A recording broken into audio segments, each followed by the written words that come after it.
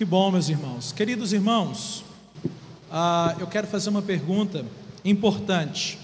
Vocês estão me ouvindo bem? Amém? Então vamos fazer um combinado. Se os irmãos, se aumentar muito o barulho da chuva e os irmãos não estiverem ouvindo com tranquilidade, algum irmão queira sinalizar para mim, por favor. E se passar a chuva e também o som estiver muito alto, eu vou pedir aos irmãos para me ajudarem, se tiver, e aí a gente vai abaixar o som, tudo bem? Queridos, nesse primeiro encontro nosso da tarde, nós vamos falar sobre a espiritualidade do mestre e o mestre da espiritualidade. Essa palestra está na página, começa na página 111 do seu material. Ok. Página 111 do seu material. Daqui a pouco a chuva vai passar e nós vamos conseguir nos comunicar melhor, tá bom? Queridos, a espiritualidade do mestre e o mestre da espiritualidade. Quando nós falamos da espiritualidade do mestre, nós falamos sobre aquilo que a gente faz com aquilo que a gente crê. O que é espiritualidade? A espiritualidade, em linhas gerais, são os reflexos práticos, né, daquilo que você crê. É a expressão exterior, de valores internos de fé, de valores interiores. Então nós agimos, nós fazemos coisas com base naquilo que a gente crê, não com base naquilo que a gente pensa que crê. Então, quando nós falamos a espiritualidade do mestre, nós falamos aqui da nossa espiritualidade. De novo, a proposta agora à tarde é a mesma proposta da manhã. Quando nós falarmos em mestre, entenda pastor, obreiro, líder, enfim. Então, quando falamos da espiritualidade do mestre, estamos falando da espiritualidade, da nossa espiritualidade, daquilo que a gente faz com aquilo que a gente crê. As coisas, os valores de fé que carregamos no mais profundo do nosso ser, geram consequências no nosso dia a dia, no nosso cotidiano. E quando nós falamos no mestre da espiritualidade, nós estamos falando do Senhor Jesus Cristo. Então, quando eu falo da espiritualidade do mestre, eu falo de mim e de você. Quando eu falo do mestre da espiritualidade, eu falo do Senhor Jesus. Nós estamos vivendo dias em que precisamos resgatar, por incrível que pareça, irmãos, por incrível que pareça, precisamos resgatar o discipulado. E eu estou falando aqui do discipulado não como apenas como um momento que antecede o batismo, não como algumas lições que antecedem o batismo. Eu estou falando do discipulado no sentido de nos vermos todos os dias discípulos de Jesus. Por que eu estou falando do discipulado? Porque é por meio do discipulado que nós colocamos Cristo no lugar central da nossa vida. Ser discípulo de Jesus é andar seguindo os passos de Jesus. Ser discípulo de Jesus é buscar imitá-lo, é buscar encontrar nele inspiração para aquilo que fazemos no nosso dia a dia. Um livro escrito há muito tempo atrás, e é um livro que eu sempre toco no nome dele, porque eu li esse livro há muito pouco tempo. Eu confesso para os irmãos que eu tenho alguns pré-conceitos, e como todo pré-conceito gera prejuízo para quem o possui, eu também fiquei muito prejudicado, porque por muitos anos as pessoas sempre falaram para mim desse livro, Em Seus Passos, o que faria Jesus? E eu passei muitos anos, não, esse livro, não, todo mundo fala, não deve ser um livro muito bom, né? Este livro todo mundo fala, então não deve ser um livro muito bom. Um preconceito. infantil, imaturo. Então, um dia desses, eu encontrei numa livraria uma nova edição deste livro, Em Seus Passos, o que faria Jesus. Se não me falha a memória, é Charles Sheldon. Eu acho que é esse o autor, Charles Sheldon. Me parece que escrito em 1840. E li este livro, um livro muito simples, mas um livro que nos chama ao resgate do discipulado. E por que eu estou falando do discipulado? Porque o discipulado é o meio pelo qual nós edificamos uma fé cristocêntrica. Nós estamos vivendo hoje em dia uma crise muito grande, proporcionada pelo culto à personalidade. O culto à personalidade é algo que está de maneira muito sorrateira e algumas vezes de maneira bem escandalosa, adentrando as nossas comunidades. Estamos nos reunindo em torno de grandes nomes, estamos deixando o nome de lado. Então, quando nós falamos da espiritualidade do mestre e do mestre da espiritualidade, nós estamos fazendo um convite a que, enquanto discípulos de Jesus, nos voltemos para elementos da prática de fé de Jesus e encontremos nos elementos da prática de fé de Jesus subsídio para um novo viver. A ideia é que nos acheguemos todos aos pés de Cristo e, enquanto professores, enquanto mestres, aprendamos com Ele, que é mestre. Aliás, aprendamos com Ele, que é o mestre. E essa centralidade de Cristo foi de maneira muito clara e de maneira muito bonita levantada pelo apóstolo Paulo quando ele escreveu aos Colossenses. Abra sua Bíblia em Colossenses, no capítulo 1.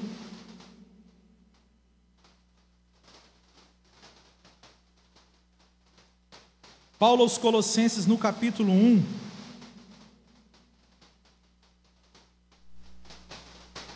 A partir do verso 13, nós lemos um hino à pessoa do Senhor Jesus.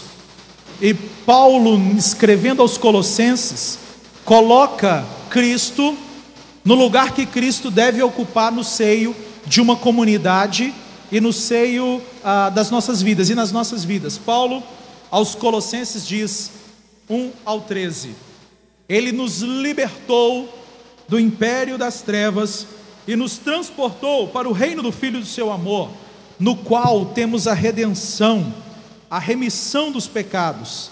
Este é a imagem do Deus invisível, o primogênito de toda a criação, pois nele foram criadas todas as coisas, nos céus e sobre a terra, as visíveis e as invisíveis, sejam tronos, sejam soberanias, quer principados, quer potestades, tudo foi criado por meio dele e para ele.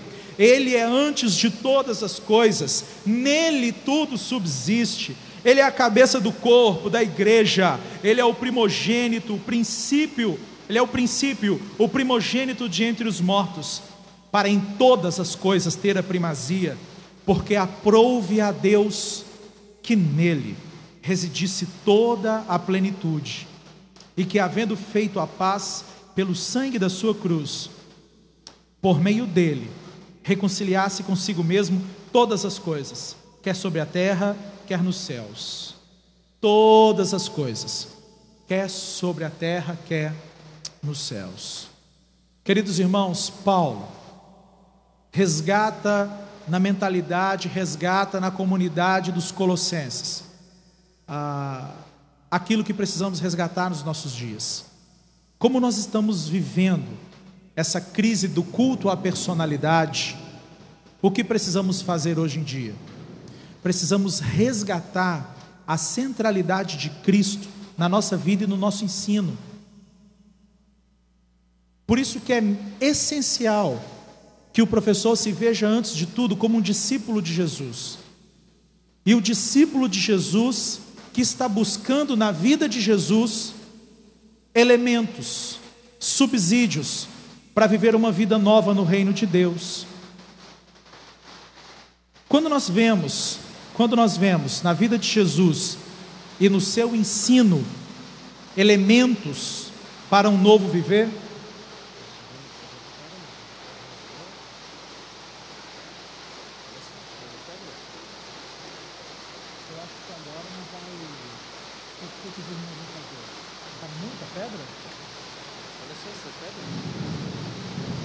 Dá uma olhadinha lá fora.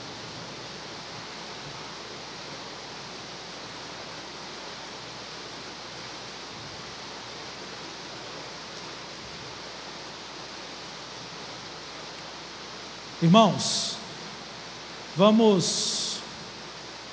eu quero saber se os irmãos ainda conseguem me ouvir bem. Conseguem me ouvir bem? Então tá. Queridos, caso a gente precise, só uma interrupção, tá? Nossa cidade tem dessas coisas. Caso a gente precise fazer alguma solicitação para que algum irmão tire o carro do lugar, nós faremos. Mas eu gostaria de pedir para que somente se levantasse ou mudasse, saísse ali, caso a gente peça para tirar o carro do lugar por algum motivo. Amém, irmãos?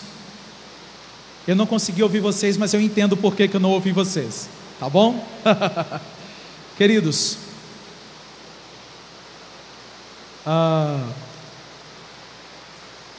quando nós falamos enquanto mestres, vivermos com base naquilo que o mestre viveu, nós estamos falando em buscar em Cristo, como eu já disse, elementos, subsídios para um viver diferente. E me chama muita atenção a postura de Jesus Cristo e a maneira como ele encarava o ensino. Abra as Escrituras em Marcos capítulo 6.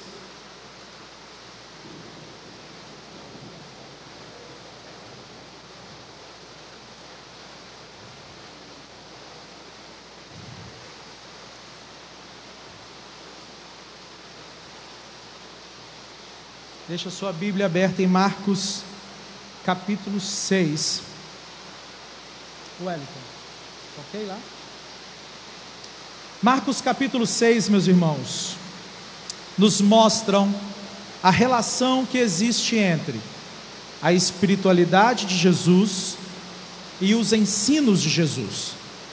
Marcos capítulo 6, entre os versos 30 e 44, nós temos a história da primeira multiplicação de pães e peixes.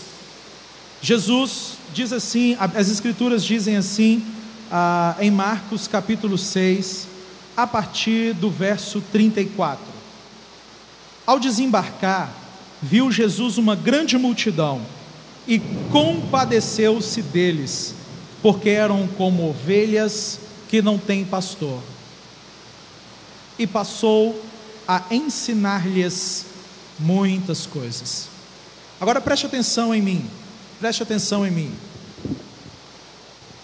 Nós vemos Jesus desembarcando e Jesus encontrando com a multidão. Jesus se encontra com a multidão e Jesus tem um sentimento em relação à multidão. Diz as Escrituras que Jesus se comove em compaixão. Jesus tem compaixão dessas multidões. É interessante porque quando Jesus tem compaixão dessa multidão, Jesus olha para essa multidão e vê nessa multidão um reflexo, um pouco do reflexo daquilo que nós carregamos hoje. Nós vemos que Jesus olha para essa multidão e percebe essa multidão como uma multidão carente de referenciais espirituais. Ele olha e vê que essa multidão é uma multidão meio que, ou como ovelhas que não têm pastor. E diz as Escrituras que Jesus é movido de compaixão. O texto diz que Jesus foi mexido, digamos assim, lá no seu interior. Essa coisa de ser movido de compaixão tem a ver mesmo, a ideia do texto, com as entranhas, com o mais profundo do ser dele. Quando Jesus viu uma multidão carente de referenciais, ovelhas sem pastor, ovelhas sem cuidado, Jesus assiste brotar no seu interior uma inquietação santa. Sabe essas inquietações santas que nós de vez em quando temos? Eu acredito que Jesus teve essa mesma inquietação. E é interessante que Jesus então responde a essa inquietação. Jesus olha para aquela multidão, ovelhas sem pastor, ele se comove e ele responde àquela situação. A resposta de Jesus, ou a resposta inicial de Jesus às carências de referenciais que a multidão estava, pelas quais a multidão estava passando, a resposta de Jesus, a primeira resposta dele, foi o ensino. A primeira resposta de Jesus foi ensinar. Ele vê a multidão carente e ele passa a ensiná-las. E aí nós aprendemos, queridos, com Jesus, esse mestre da espiritualidade, aprendemos a viver também uma fé inconformada. Eu tenho comigo, irmãos, que todo líder, em especial aqui entre nós, todo professor, todo mestre, todo aquele que ensina, precisa carregar uma certa dosagem de indignação. Todo professor precisa ver correndo em suas veias um pouco de indignação, porque é exatamente essa indignação que nós carregamos conosco que nos leva a protestarmos por meio do ensino. O ensino de Jesus, a atitude de Jesus em ensinar aquelas pessoas, é sinal da inconformidade de Cristo para com o mal. E todas as vezes que eu e você ensinamos, nós combatemos o mal. O mundo possui muitos males. Nós somos diariamente bombardeados com notícias tão complicadas, notícias tão tristes, notícias que nos deixam inquietos, irrequietos, indignados. E a maneira que nós temos para respondermos, para reagirmos ao mal, é ensinarmos. O seu ensino pode combater a ação do mal na vida dos seus alunos. O ensino pastoral, o ensino que parte do púlpito da igreja, pode combater, e espera-se, aliás, que combata a ação do mal sobre a vida das famílias da igreja. Jesus nos ensina a cultivarmos dentro de nós, enquanto mestres, uma santa inquietação. É necessário, meus queridos irmãos, que todos os dias, nas nossas aulas de escola dominical, nos nossos cultos de ensinamento, nas nossas reuniões de estudos bíblicos, que a gente dê as mãos juntos e que a gente se levante denunciando o mal, combatendo o mal, combatendo a mentira. E é muito curioso porque nos nossos dias nós estamos usando um caminho um pouco estranho para combater a mentira. Eu às vezes tenho comigo uma preocupação em relação a, por exemplo, os meus alunos, aos nossos alunos, quando eu vejo que nós estamos combatendo a mentira, ou tentando combater a mentira, explicando mais ainda sobre a mentira. O que há de mentira nas mentiras? Essa mentira é mentira por este motivo, por aquele outro motivo.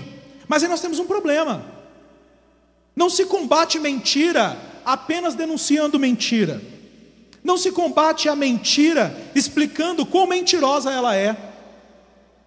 Nós combatemos a mentira à medida que expomos a verdade como expressão de indignação contra o mal. Não se combate a mentira apenas denunciando a mentira. Nós combatemos a mentira ensinando a verdade.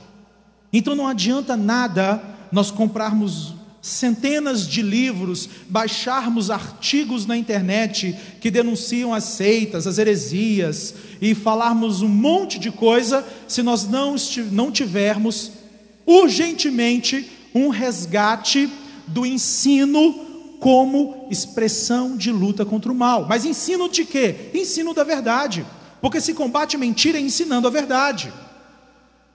O ensino de Cristo na vida das multidões foi a maneira que Cristo encontrou de trazer a elas uma alternativa de um novo viver.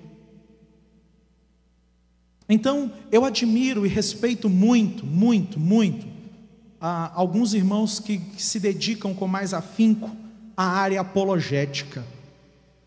Admiro muito e respeito bastante, mas nós precisamos de uma revisão também da nossa apologética, porque nós acabamos trouxendo muito apologética numa perspectiva de denunciar as heresias. Mas apologética não é só denunciar a heresia, apologética é também promover a verdade. Então não adianta nada se nós estamos nas nossas salas de escola dominical dizendo o que existe de errado no teísmo aberto, dizendo o que existe de errado no unicismo. Nós podemos até falar sobre essas coisas, só que a essência, a raiz do combate à mentira é ensinar a verdade, e ensinar a verdade imbuído de uma santa indignação. Todo professor precisa, eu vou usar uma expressão aqui que eu espero que os irmãos entendam, mas todo professor precisa ser irado, revoltado e se rebelar contra o mal. Que o seu ensino seja a expressão da sua rebeldia contra o mal. Amém? Eu fui claro, é nesse sentido. Rebele-se contra o mal, denuncie o mal, sim, mas sobretudo promovendo a verdade. Na vida de Jesus Cristo nós vemos um professor, um mestre imbuído de uma espiritualidade indignada, mas indignada contra a opressão, indignada contra a injustiça. Então, se você não pode fazer nada, neste momento, daqui de onde você está, para que situações como aquelas que aconteceram no Rio de Janeiro, sexta-feira, né?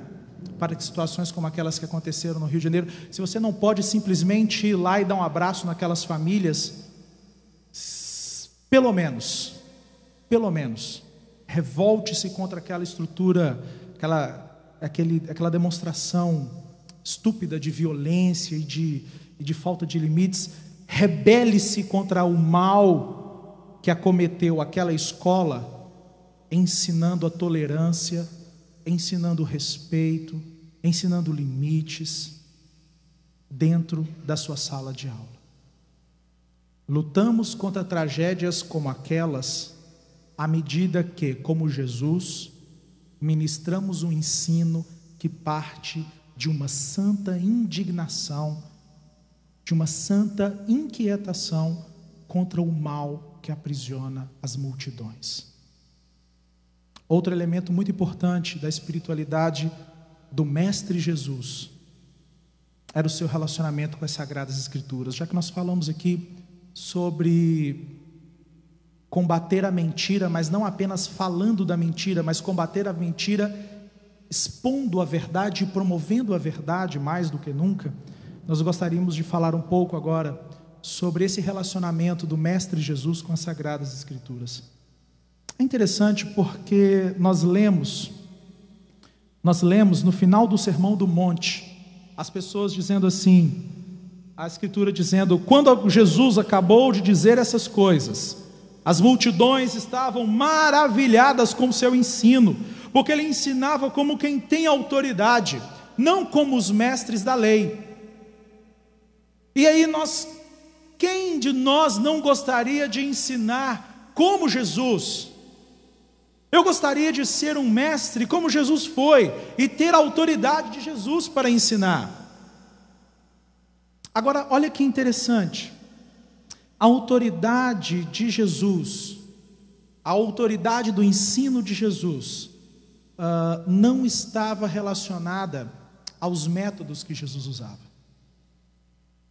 Nós estamos vendo uma chuva de literatura falando sobre os métodos de Jesus, métodos de liderança de Jesus, métodos de ensino de Jesus, métodos de sei lá o que. Esses dias tinha uma coisa lá falando sobre a psicanálise de Jesus.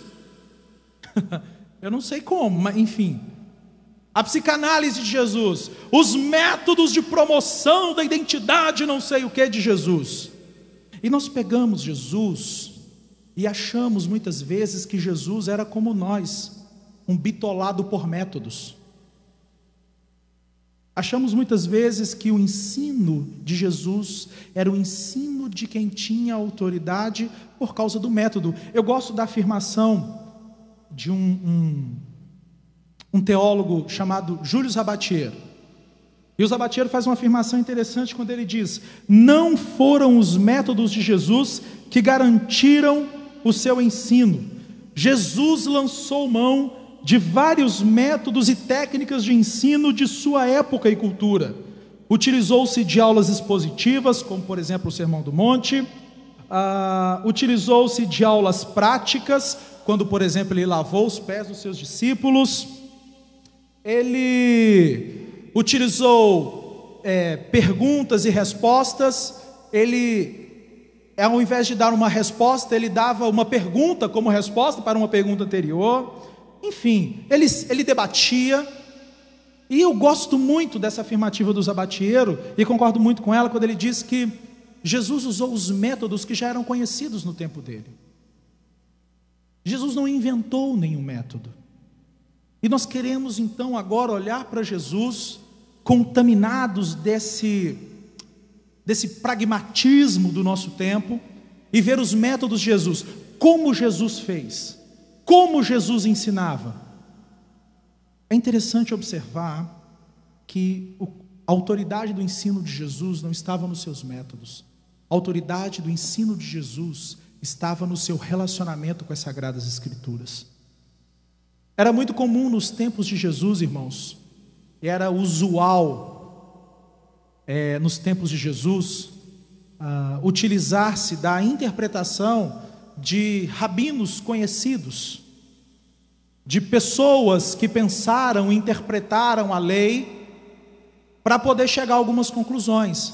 Então, os religiosos da época de Jesus eram especialistas não na palavra de Deus, mas eles eram especialistas em interpretações da palavra de Deus. Eles eram especialistas em tradições sobre a palavra de Deus. Aquela pergunta do pessoal para Jesus lá no livro de Mateus: Jesus, e sobre o divórcio? Eu posso me separar da minha mulher por qualquer motivo? É lícito separar da mulher por qualquer motivo? Aquele ali era o conflito entre duas escolas de dois rabinos diferentes. Eram dois rabinos diferentes, duas linhas diferentes de pensamento. Então, Jesus veio fazendo diferente. Enquanto os religiosos discutiam, passavam dias e dias falando sobre as interpretações, falando sobre a tradição, falando sobre aquilo que alguém falou a respeito da Escritura, Jesus, ele mesmo, abria a Escritura na sinagoga e lia a Escritura na sinagoga. Aí é que reside a autoridade do ensino de Jesus Cristo. Não nos métodos, mas no seu relacionamento com as Sagradas Escrituras. Não transformemos, meus irmãos, não transformemos, assim como os religiosos do tempo de Jesus, a tradição em algo mais importante do que a palavra. Aliás, eu vou reformular a minha colocação. Não transformemos as interpretações, não transformemos aquilo que alguém falou sobre a palavra em algo mais relevante nas nossas vidas do que a própria palavra. Por que eu estou falando isso? Porque eu estou falando para pessoas que têm nas Sagradas Escrituras o ponto de partida daquilo que diz. E aí é que eu quero retomar a leitura das Sagradas Escrituras como um elemento fundamental para a espiritualidade do Mestre. Quantos de nós, por causa da nossa, como foi falado pela manhã, por causa da nossa agitação, por causa das nossas agendas lotadas e repletas de pregações, de estudos bíblicos, somos pessoas requisitadas, temos um ministério abençoado, então nós temos que ler a Bíblia para preparar uma pregação. E aí nós entramos num problema. Entramos num problema porque à medida que Jesus se aproximou das Sagradas Escrituras em reverência e em conhecimento de profundidade, em profundidade, nós estamos nos aproximando das Sagradas Escrituras apenas para obter nelas conteúdo para o nosso ministério. E aí, enquanto nós vamos às Sagradas Escrituras para obter nelas apenas conteúdo para o nosso ministério, nós estamos desenvolvendo um relacionamento superficial com as Sagradas Escrituras. Nós achamos que conhecemos as Sagradas Escrituras. A gente pode até conhecer e examinar as Sagradas Escrituras, mas muitas vezes não somos por elas conhecidos e não somos por elas examinados. O homem que domina as Sagradas Escrituras, o homem que examina com profundidade as Sagradas Escrituras, não faz tanta diferença no reino de Deus, quanto um homem que é examinado pelas Sagradas Escrituras, quanto um homem que é dominado pelos princípios das Sagradas Escrituras. É necessário, queridos, que a gente resgate a beleza da Bíblia para as nossas vidas.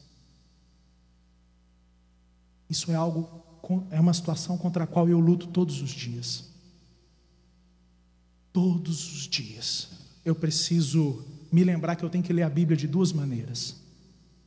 Tem dias, irmãos, que eu tenho que fazer uma força para ler a Bíblia e esquecer que talvez no outro dia ou no final de semana eu estarei em cima do púlpito ministrando.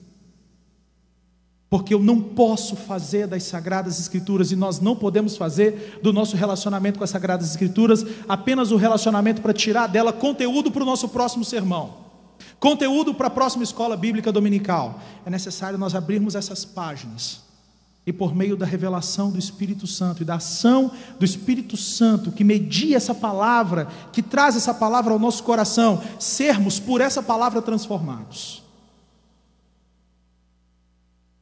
A gente tem que se emocionar com as poesias da Bíblia. A gente tem que se empolgar com a sabedoria da Bíblia. A gente precisa ficar ansioso, com aquela expectativa, lendo as narrativas da Bíblia. A gente precisa usar a imaginação para ler a Bíblia. É necessário que abramos as Sagradas Escrituras e que a gente se deleite nas Sagradas Escrituras, porque aí é que reside a autoridade do nosso ensino, não em métodos. Métodos são importantes. Métodos são importantes. Como é algo importante também. Agora, como não é mais importante do que o que. Como ministramos é importante. Só não é mais importante do que o que ministramos. E quando estamos falando de leitura bíblica, o que eu quero dizer com o que ministramos? Ministramos uma vida que parte das Sagradas Escrituras e que gera vida na vida de quem nos ouve. Então, querido professor, querida professora, pastor, pastora, avalie a sua vida de leitura das Sagradas Escrituras. E busque nas Sagradas Escrituras muito mais do que conteúdo para o seu próximo sermão, do que para a sua próxima escola dominical. Busque nas Sagradas Escrituras conteúdo para a sua vida. Amém? Amém? Agora eu já consigo escutar vocês, tá? Meus irmãos, uma outra colocação importante sobre a espiritualidade do mestre e o mestre da espiritualidade. o Senhor Jesus. Vejam bem, queridos, existe uma parte do livro de João, capítulo 21.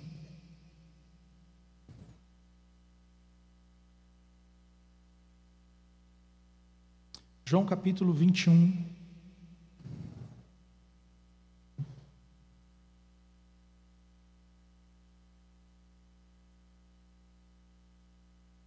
João capítulo 21.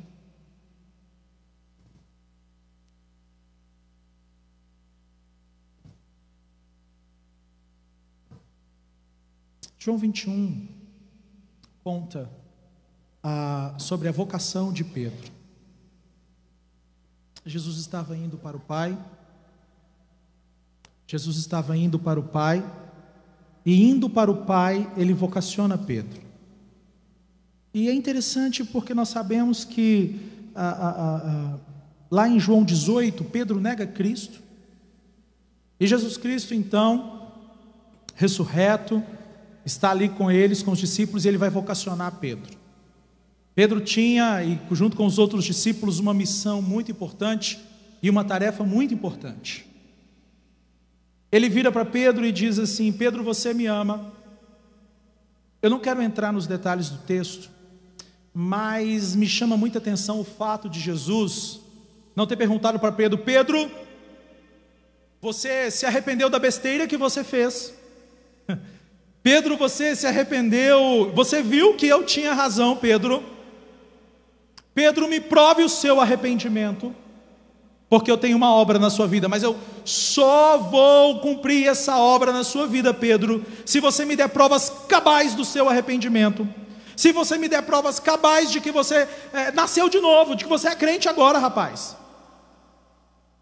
Jesus vocaciona Pedro, mas tendo no amor o critério fundamental. Pedro, tu me amas. Nós vemos na espiritualidade do Mestre Jesus que a vocação não surge como consequência de habilidades adquiridas e construídas. Nós vemos na espiritualidade do Mestre Jesus, o mestre da espiritualidade, que a vocação não é algo que podemos construir lendo bons livros. A vocação para o Mestre Jesus nasce da opção do discípulo de amá-lo. Tu me amas é a pergunta inicial da vocação ministerial. Aliás, tu me amas é a pergunta inicial da vocação cristã. Pedro, você me ama? Eu acredito que logo mais o professor Rolf vai entrar em alguns detalhes desse. De manhã já fez essa reflexão. Os irmãos então, alguns irmãos já estão bem informados a respeito desse texto. Mas o amor é o ponto de partida para a vocação no Mestre. Irmãos, se o ensino que ministramos não parte da opção de amar, esse ensino precisa ser reavaliado. Se aquilo que nós fazemos para Jesus, nós fazemos com base em outra coisa, a não ser no amor, e no amor incondicional, isso precisa ser avaliado. Para Jesus, o Mestre, a vocação não é demonstração de habilidades. Para Jesus, o Mestre, a vocação é demonstração de fidelidade a um voto de amor. Tu me amas? É a pergunta que nós escutamos do nosso Senhor. Tu me amas? É a pergunta que Ele fala, que Ele faz a cada um de nós essa tarde.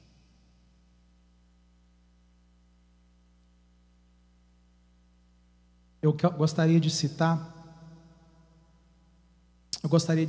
um autor do qual eu gosto muito, Henry Nouwen. Ele diz assim: antes que Jesus comissionasse Pedro para ser um pastor, ele lhe perguntou: Simão, filho de Jonas, você me ama mais do que estes? Depois perguntou novamente: você me ama? E ainda perguntou uma terceira vez: você me ama? Esta pergunta tem de ser o centro de todo o nosso ministério. Veja bem por que ele está dizendo isso. Porque é a pergunta que permite que sejamos irrelevantes e ao mesmo tempo autoconfiantes. O ministério que brota do amor, o ministério que é reflexo da vocação em amor, é o ministério de alguém que se coloca como irrelevante e autoconfiante. Nós precisamos caminhar em direção à irrelevância. O meu sonho, e tenho conversado isso com alguns irmãos que partilham a caminhada ministerial comigo, o meu sonho é, entre aspas, ser irrelevante naquilo que eu faço.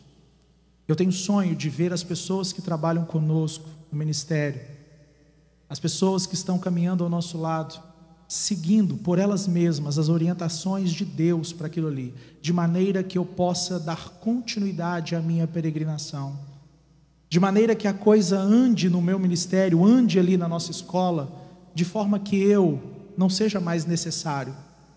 Eles estarão seguindo a orientação do Mestre. Agora eu só posso ser irrelevante no meu ministério com autoconfiança. Tente, busque ministrar um ensino de maneira que a sua pessoa é, entre aspas, irrelevante. Relevante na vida dos nossos alunos. Claro que nós também seremos relevantes, mas nós seremos relevantes à medida que diminuirmos para que Cristo cresça. É como João Batista disse: importa que eu diminua e que ele cresça.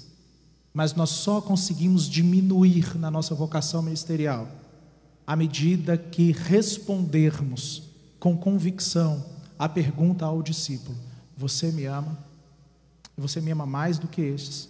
Você me ama incondicionalmente? Um outro elemento importante da espiritualidade de Jesus está descrito lá em João, no capítulo 1, versos 1 e 14. No princípio era aquele que é a palavra, e era Deus, e estava com Deus. Aquele que é a palavra tornou-se carne e viveu entre nós. Vimos a sua glória, glória como do unigênito do Pai, cheio de graça e de verdade. João faz duas afirmativas tão lindas a respeito de Jesus. Ele diz que Jesus no princípio era o Verbo, estava com Deus e era Deus. E 13 versículos depois ele diz que este Verbo se fez carne e habitou entre nós. Emanuel, Deus conosco. Cristo é Deus conosco. Cristo é Deus se mudando para a nossa vizinhança. Cristo é Deus andando no nosso meio. Cristo é Deus falando a nossa língua, comendo a nossa comida, se vestindo como cada um de nós. Cristo é Deus sofrendo os nossos sofrimentos. Cristo é Deus vivendo a nossa vida. Que afirmativa linda e fantástica de João a respeito da encarnação do Verbo.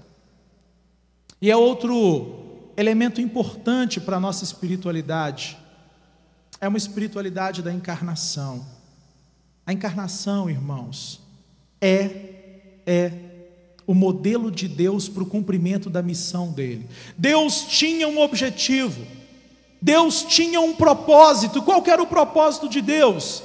Comunicar uma mensagem de salvação à humanidade, redimir a humanidade. E ele não fez isso de trás da sua grande mesa celestial de mármore de Carrara. Ele não fez isso mandando para nós um tweet, né? Ele não fez isso mandando para nós um e-mail. Ele fez isso vindo até nós, andando até nós, estando conosco. A encarnação é o modelo de engajamento que eu e você precisamos adotar para o nosso ministério. Deus cumpriu a missão dele, vindo ele mesmo. Deus cumpriu o propósito dele, vindo ele mesmo andar até nós, andar no nosso meio. Se tornou, aliás, como um de nós, experimentou as nossas dores, os nossos desafios, foi tentado assim como nós somos. Esse é um dos principais modelos de espiritualidade que nós precisamos adotar enquanto mestres. Uma espiritualidade da encarnação. Nós temos que abandonar esse ensino, entenda o que eu quero dizer.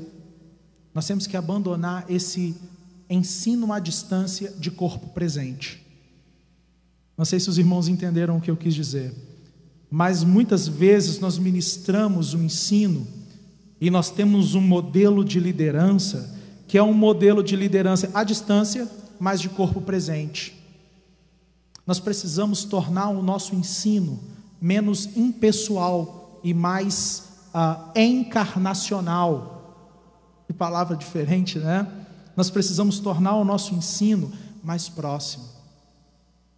Nós precisamos ser acessíveis aos nossos alunos.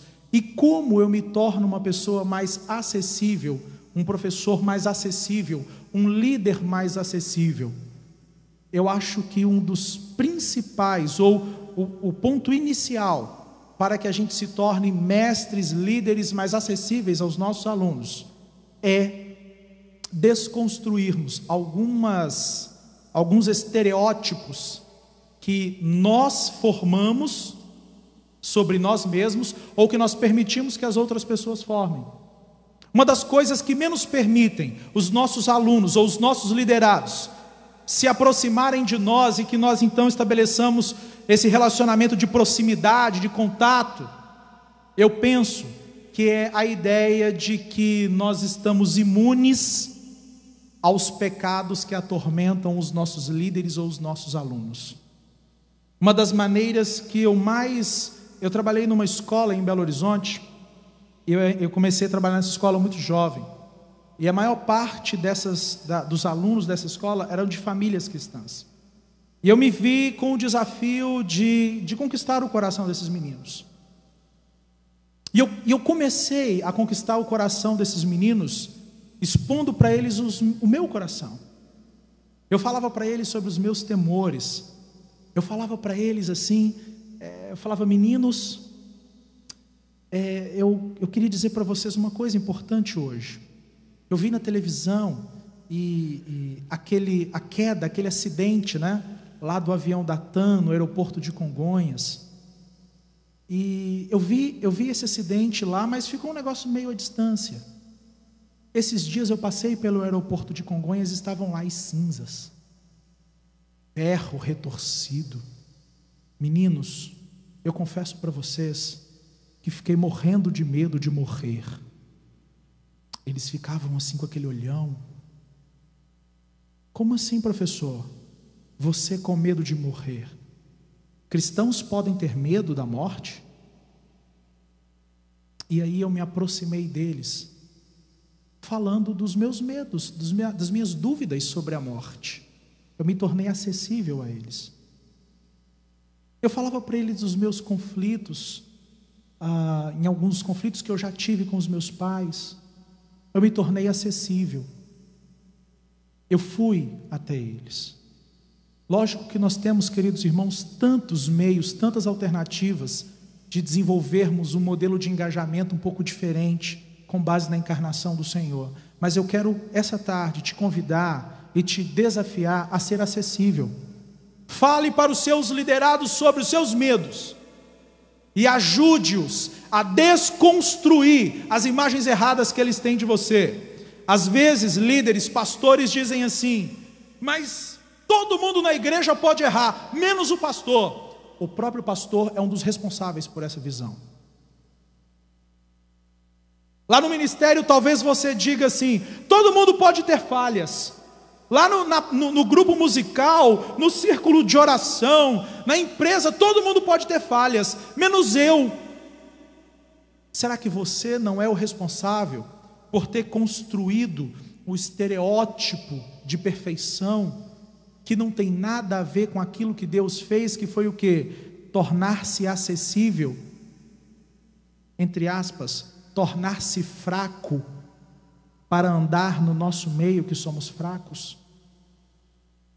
Fale um pouco para os seus filhos, abra um pouco do seu coração para os seus filhos, para os seus alunos, buscando sempre em Deus sabedoria.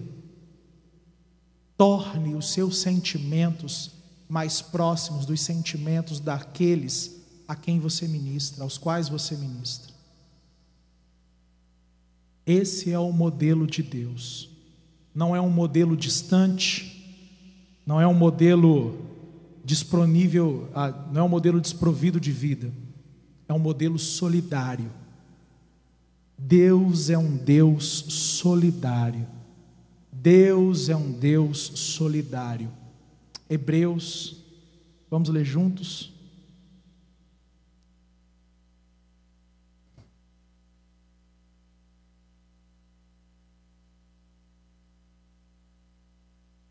Hebreus capítulo 4.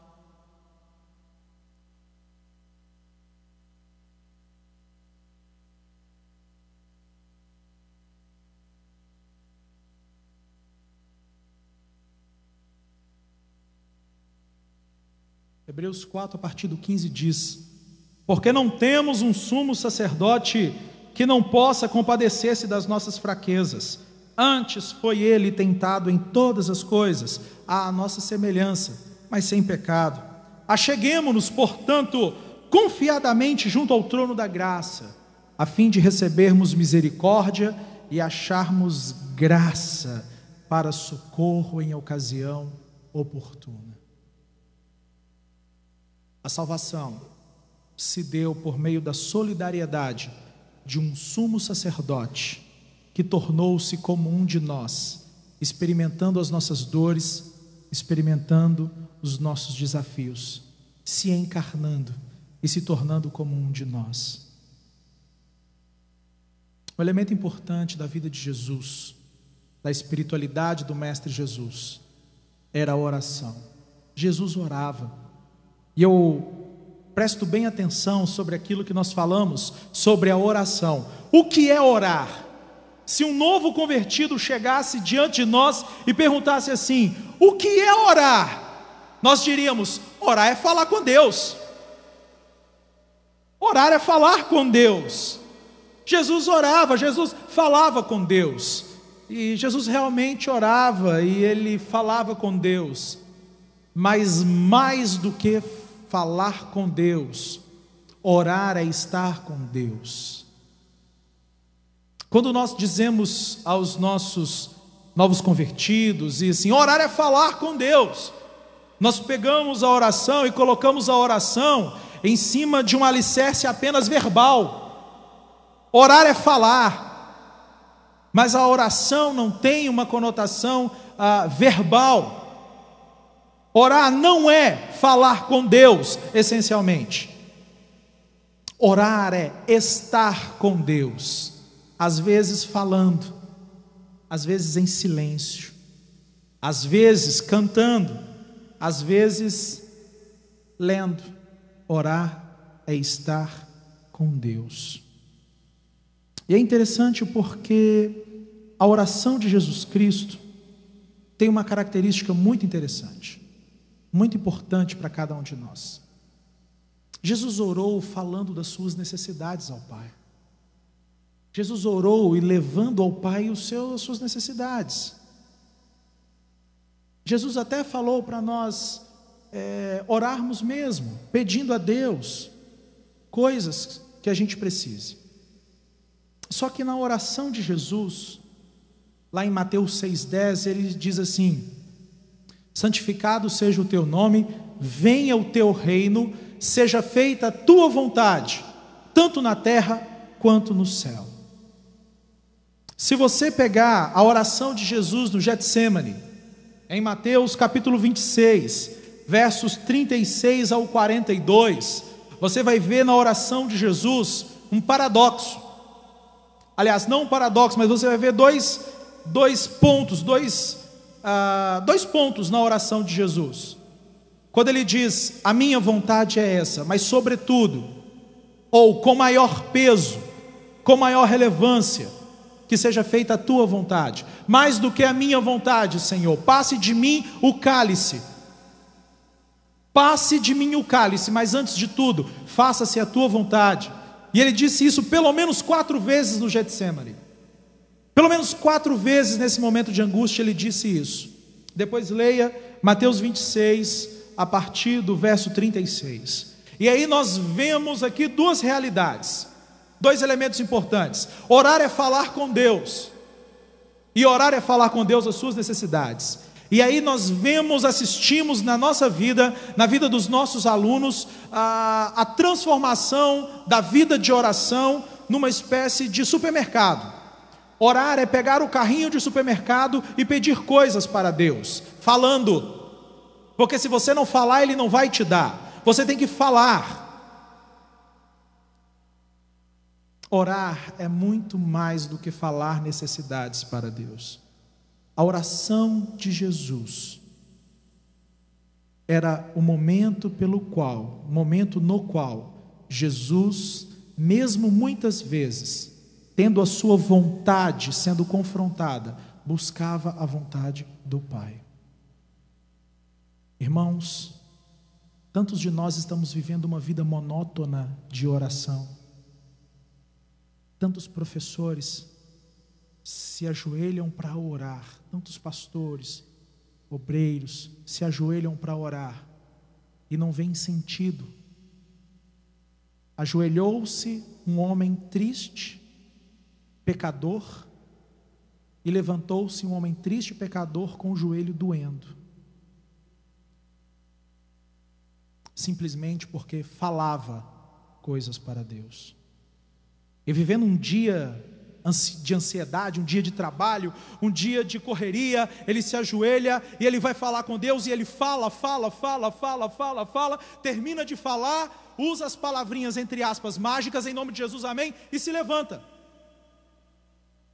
levanta com o mesmo deserto na alma com o qual ele se ajoelhou, porque orar para ele é só falar.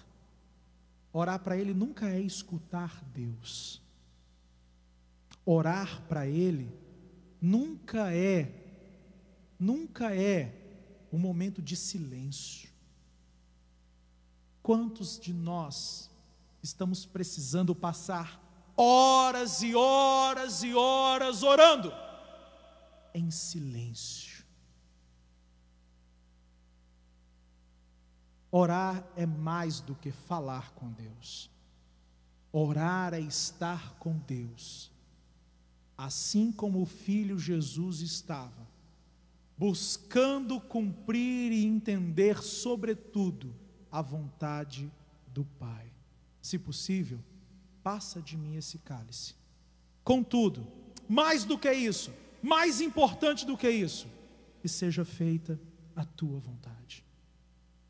Invista tempo orando, não necessariamente falando. Sempre que eu converso com os nossos alunos sobre isso, eu digo para eles assim: experimentem chegar até Deus em silêncio. Experimentem chegar até Deus. Você chega na sua casa, tome um banho, tranque-se num quarto silencioso e se ajoelhe em silêncio. É tão interessante que nós dizemos assim: Senhor, eu sei que o Senhor já estava aqui, eu sei que o Senhor já estava aqui me esperando. Um dia, experimente em silêncio se ajoelhar e dizer assim: Senhor, eu quero estar com o Senhor. Eu reservei esse tempo para estar em silêncio na tua presença. E eu confesso para o Senhor, Deus, que eu quero rasgar a minha lista de oração. Eu quero rasgar a minha lista de pedidos de oração. E eu quero ver a lista que o Senhor preparou para tratar comigo nessa noite. Deus, qual é a sua lista? Quais assuntos o Senhor reservou para tratar comigo? Fala, Senhor, que o teu servo escuta. Orar é mais do que falar com Deus. Orar é estar com Deus, não cultivando o relacionamento verbal, mas cultivando o relacionamento afetivo, e dizendo assim: a minha vontade é me livrar deste fardo, mas se é o Calvário que o Senhor tem para mim, que seja feita a tua vontade. Jesus é servo. Eu gosto da visão de Jesus como servo. E gostaria de ver com os irmãos João, no capítulo 13.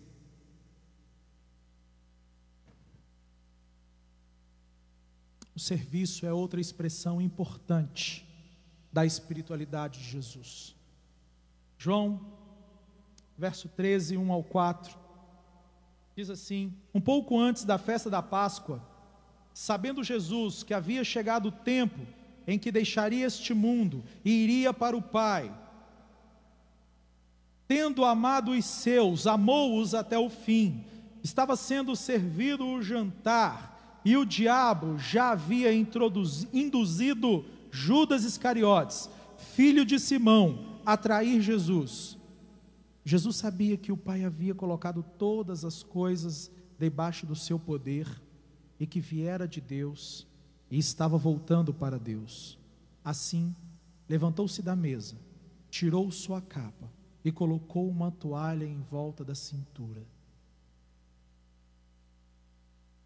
Jesus deu uma aula muito rica e uma aula prática sobre serviço naquele dia.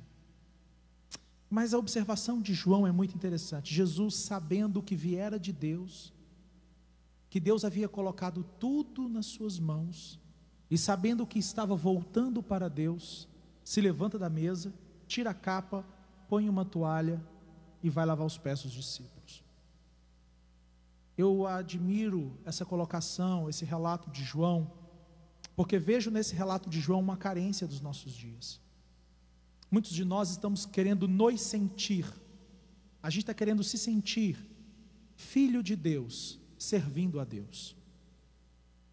Nós falamos um pouco sobre essa questão que nós estamos vivendo hoje, de acharmos que tarefas curam o nosso coração. Jesus Cristo, antes de tomar aquela toalha, tinha uma consciência muito clara, muito límpida do seu relacionamento com o Pai. Na vida de Jesus, na espiritualidade do Mestre Jesus, o Mestre da espiritualidade, o serviço não leva à filiação. Na espiritualidade do Mestre Jesus, o serviço é consequência, o serviço é expressão da filiação. Jesus não servia para ser filho, ele servia porque sabia que era filho, e não tinha nenhum problema com isso, não tinha nenhum problema de identidade. Muitos de nós, queridos, estamos precisando ter um reencontro com o Pai, para sermos tratados pelo Pai. Muitas pessoas não conseguem se submeter, muitos de nós estamos procurando tronos ao invés de toalhas, porque não nos reconhecemos como filhos, nos reconhecemos como funcionários, nos reconhecemos como operários, mas não como filhos. E aí estamos procurando tronos, porque escravos são loucos para mudar de vida, filhos se realizam com a vida que têm. Escravos estão servindo com base no contrato, filhos estão servindo com base no amor. Será que nós não estamos caminhando, nos vendo como escravos, mais do que como filhos? Será que essa mentalidade romana que muitos de nós carregamos não está nos levando a fazer coisas para poder nos sentirmos amados, ao invés de fazermos coisas porque sabemos que somos amados e aceitos pelo Pai?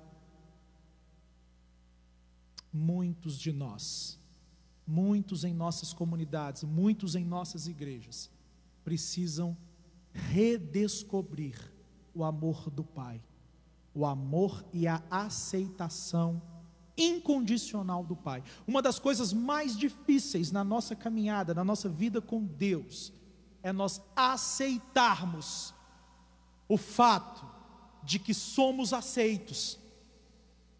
Como assim eu sou aceito? Sim, você é aceito. Como assim eu não preciso fazer nada por merecer? Sim, você não precisa fazer nada por merecer. Isso é loucura, isso é inaceitável. Isso é tão inaceitável quanto você, mas você foi aceito. E você é filho, e serve agora como filho. Na vida, na espiritualidade do mestre da espiritualidade, o serviço é uma expressão de um relacionamento afetivo com o Pai. E Jesus sabia que viera de Deus, estava voltando para Deus, e que Deus havia colocado todas as coisas em suas mãos.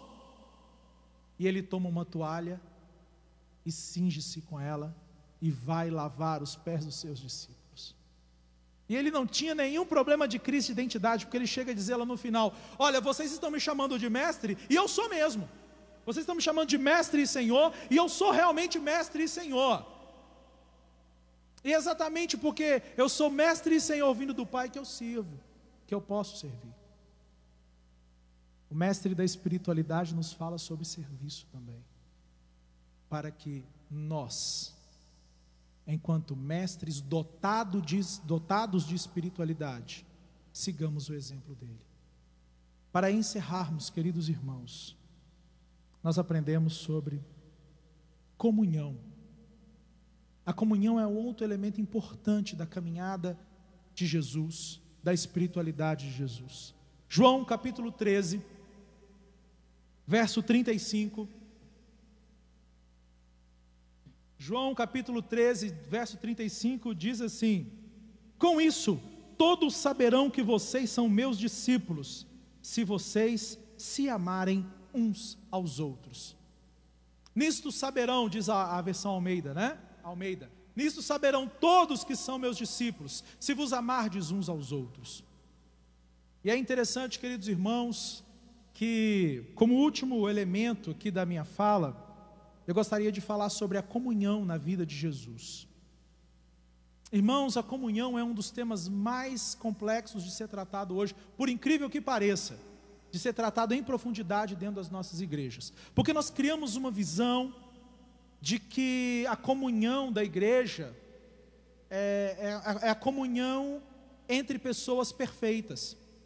Mas se a igreja é formada essencialmente de pessoas pecadoras, se a igreja é um hospital que cura pecadores, então a comunhão dentro da igreja não pode estar relacionada em nenhum momento à perfeição dessas pessoas.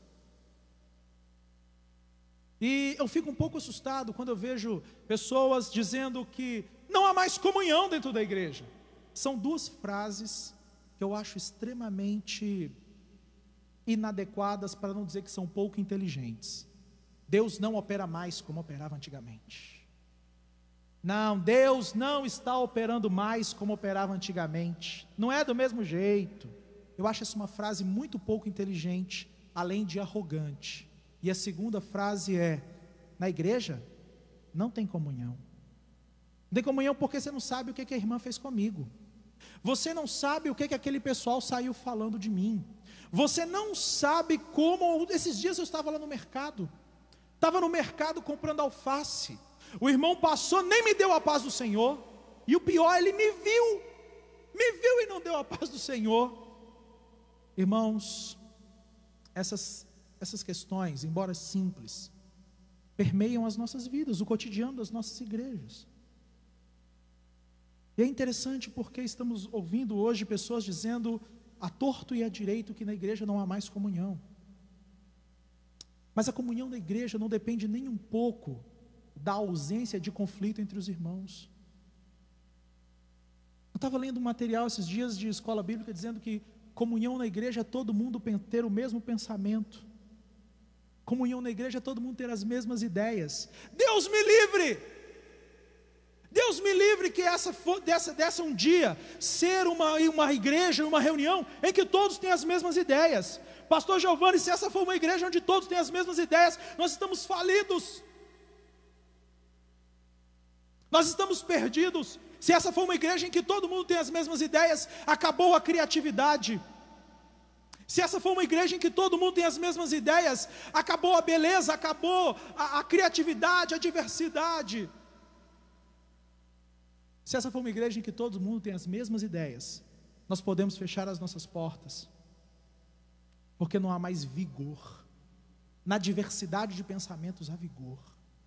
Então a comunhão cristã não tem essencialmente a ver com ideias. A comunhão cristã tem a ver com Cristo. Nós temos tantas ideias diferentes, temos tantos pensamentos diferentes, mas uma coisa nós temos em comum. Aliás, alguém nós temos em comum: Cristo. Eu penso muito diferente de você. Nós poderíamos até fazer uma paródia. Eu penso diferente de você, você pensa diferente de mim, mas nós temos Cristo em comum. E a nossa comunhão é tão verdadeira quanto Cristo é. Porque a nossa comunhão não gira em torno de ideias. A nossa comunhão não gira em torno de estratégias. A nossa comunhão gira em torno de Cristo. Se Cristo é eterno e verdadeiro, e temos Cristo em comum, então a nossa comunhão é eterna e é verdadeira também. Eu penso diferente de você, mas temos Cristo em comum e Cristo nos une. Cristo é eterno. Então nós podemos cantar juntos e celebrar a comunhão, mesmo em meio à diversidade. Celebrar a comunhão, mesmo em meio a conflitos, e conflitos são comuns. Nós não somos uma comunidade ideal. Nós temos que preparar os nossos alunos, queridos professores e professoras, para viverem numa igreja que não é uma comunidade ideal. A comunidade ideal é a comunidade que vai ceiar com Jesus Cristo. Nós somos a comunidade real. Nós ainda não somos o ideal de Deus. Nós já fomos salvos, mas ainda estamos debaixo da influência do pecado. Ainda carregamos esse fardo de imperfeição. E nós precisamos educar os nossos alunos a viverem relacionamentos maduros, relacionamentos em amor e relacionamentos que independem da visão romântica, da visão idealista e às vezes até injusta que algumas pessoas têm da comunhão dentro da igreja. Na comunhão de verdade, pessoas se chateiam, mas são chamadas a perdoar. São chamadas a perdoar. E eu gosto da oração de Jesus, quando ele diz assim: Pai, perdoa as nossas dívidas, assim como perdoamos os nossos devedores. Essa era uma oração didática de Jesus. Jesus estava ensinando essa oração para a comunidade dos discípulos dele. Lucas chega a dizer assim que os discípulos: Ô Jesus, ensina-nos a orar como João Batista ensinava os discípulos dele. Essa oração é a oração didática de Jesus, é resposta didática para Jesus. E Jesus assim: vocês querem aprender a orar? Então vamos aprender a orar. Vocês digam ao Pai: Pai nosso que estais no céu, santificado seja o teu nome. Enfim, e quando vocês forem pedir perdão a Ele, vocês digam a Ele assim: Pai, perdoa as nossas dívidas, assim como, do mesmo jeito, com as mesmas condições, na mesma intensidade que nós temos perdoado os nossos devedores. Pai, em outras palavras, use comigo o mesmo padrão de misericórdia, o mesmo padrão de tolerância, o mesmo padrão de aceitação que eu tenho usado com aqueles que me devem. Pai, seja comigo aquilo que eu sou com os meus irmãos que me devem, os meus irmãos que pisam na bola, os meus irmãos que me machucam. Pai, perdoa as minhas dívidas, como eu perdoo os meus devedores. Perdão incondicional é o primeiro passo para uma espiritualidade da comunhão. Ensine os seus alunos a perdoarem, perdoe incondicionalmente. E você vai ver que uma nova jornada espiritual, uma nova jornada de fé vai se descortinar diante de você. E você não vai ter mais um relacionamento superficial nem com Deus e nem com os irmãos. Pai, perdoa as nossas dívidas, assim como perdoamos os nossos devedores. É a oração do discípulo que quer viver em comunidade, independentemente das falhas da comunidade. Formemos discípulos e sejamos discípulos da comunidade e em comunidade. Podemos orar juntos? Queira se colocar de pé.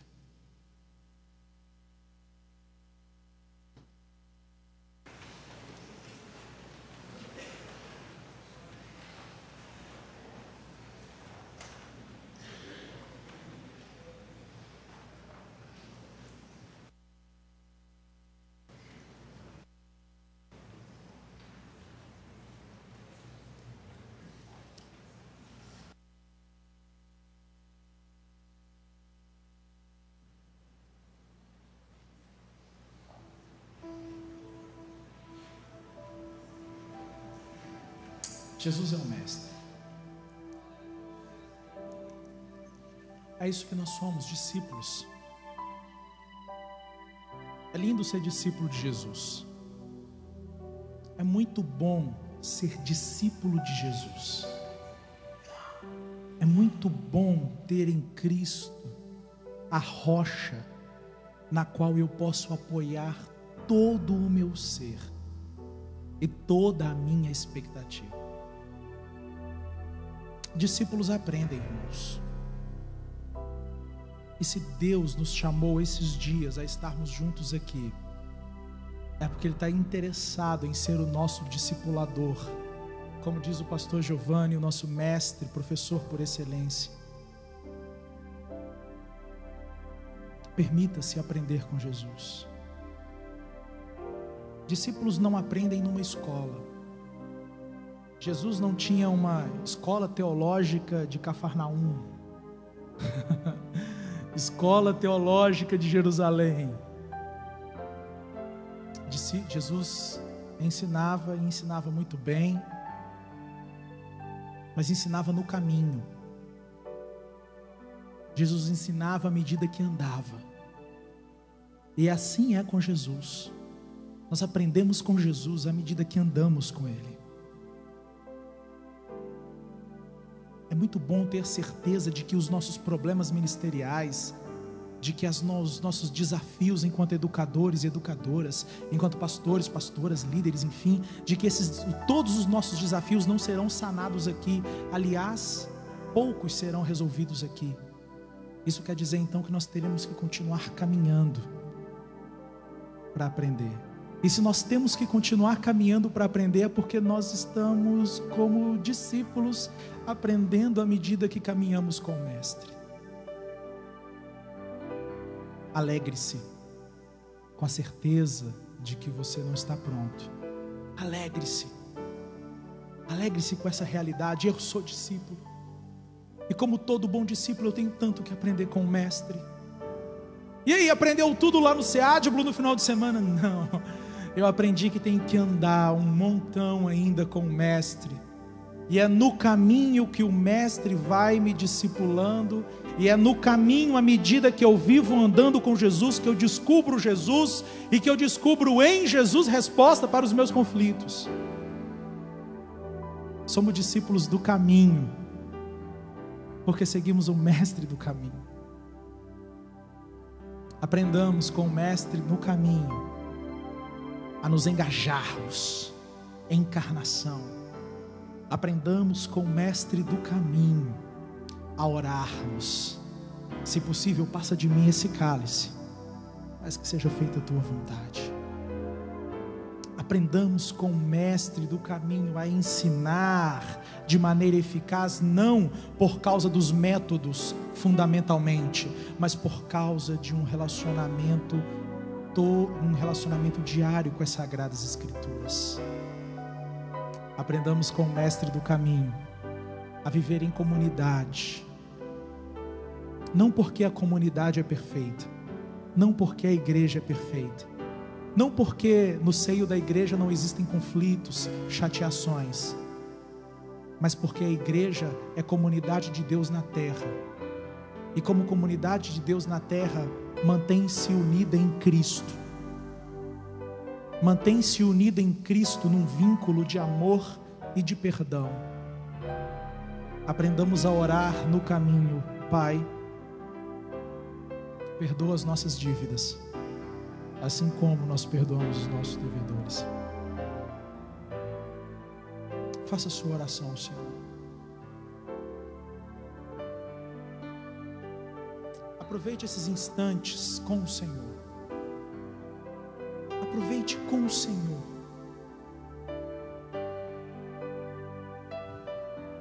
Com o Senhor.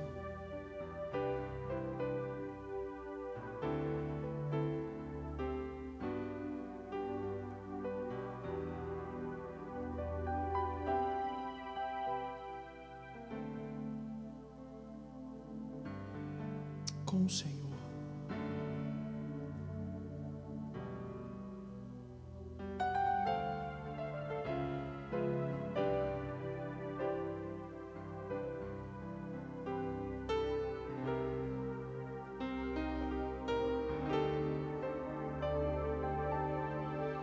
Estamos todos congregados aqui, certamente abençoados também. Há um clima, uma esfera de amor, uma força que se move entre nós. Algo novo Deus está por fazer com este povo a quem muito quer bem. Seu Espírito Ele vai derramar, uma igreja forte edificar, pra louvor de tua glória. Vem, Senhor, tua história escrever através das nossas vidas. Teu querer desejamos, cumpra em nós os teus planos. Vem, Senhor, e reina hoje aqui. Estamos todos congregados aqui, certamente abençoados também. Há um clima, uma esfera de amor, uma força que se move entre nós. Algo novo Deus está por fazer. Aleluia. Com este povo a quem muito quer bem. Seu Espírito Ele vai derramar, uma igreja forte edificar, pra louvor de tua glória. Vem, Senhor, tua história escrever através das nossas vidas. Teu querer desejamos, cumpra em nós os teus planos. Vem, Senhor, e reina hoje aqui, pra louvor de tua glória. Vem, Senhor, tua história escrever através das nossas vidas. Teu querer desejamos, cumpra em nós os planos. Vem, Senhor, e reina hoje aqui. Vem, Senhor, vem, Senhor, vem, Senhor, e reina hoje aqui. Vem, Senhor, vem, Senhor, vem, Senhor, e reina hoje aqui. Aleluia, glória a Jesus. Quem pode levantar a sua mão e adorar ao Senhor esta tarde? Eu creio que estamos sendo ensinados, ministrados pelo Mestre dos Mestres. Ele se faz presente aqui. Aleluia. Pegue na mão de quem está ao seu lado. Vamos fazer uma oração. Feche os teus olhos. Isso. Sinal de união, de amor, de companheirismo, de afeto, de que estamos juntos. Aleluia. Feche os teus olhos, baixe a tua cabeça e converse com o Pai agora. Diga para Ele: Senhor, eu quero ir aprendendo contigo no caminho. Eu quero ser o teu discípulo, eu quero ser discipulado, eu quero ser ensinado. Diga para Ele: Senhor, eu não sei nada, na verdade eu não tenho é nada. Eu preciso de Ti. Me ajuda, Senhor, a entender os Teus planos na minha vida como professor, como obreiro, como presbítero, como diácono, auxiliar, dirigente de congregação. Fecha os teus olhos e vai falando com Ele aí, irmão, vai falando. Isso, vai orando, fale com Deus. Oh, amado e querido Espírito Santo, estamos na Tua presença, Jesus, estamos na Tua presença, Pai. Tu conheces os nossos corações, tudo que tem sido falado aqui, tudo que tem sido ministrado, ensinado. Ó Pai, temos sido, Senhor, ministrados pela Tua palavra. Tu és o nosso mestre dos mestres, Tu és o nosso professor por excelência. Oh, ensina-nos no caminho, ensina-nos na ida, ensina-nos na volta, ensina-nos em todo tempo, em toda hora, em todo momento. Oh, nas coisas mais simples, precisamos aprender de Ti, Papai.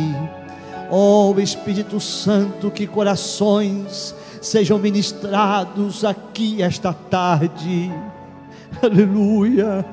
Que corações, Senhor, sejam enriquecidos, e que essas palavras, Pai, aqui ministradas através dos Teus filhos, aleluia, estejam em nossos corações, marcando, falando, mudando, nos ensinando verdades acerca da Tua palavra.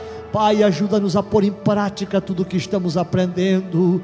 Ministra os corações aqui, Senhor, e que possamos ser ensinadores, professores, obreiros, melhores pais, melhores obreiros na igreja, melhores aonde quer que vamos. Precisamos ser melhor,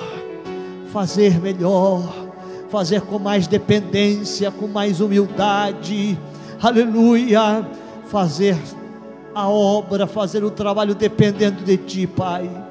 Ministra os nossos corações, Espírito Santo de Deus, nós precisamos de Ti, em nome de Jesus, em nome de Jesus. Levante a tua mão, aleluia, e diga para Jesus. Diga alguma coisa aí para Jesus, diga algo, diga: Jesus, eu te amo, Jesus, Tu és maravilhoso.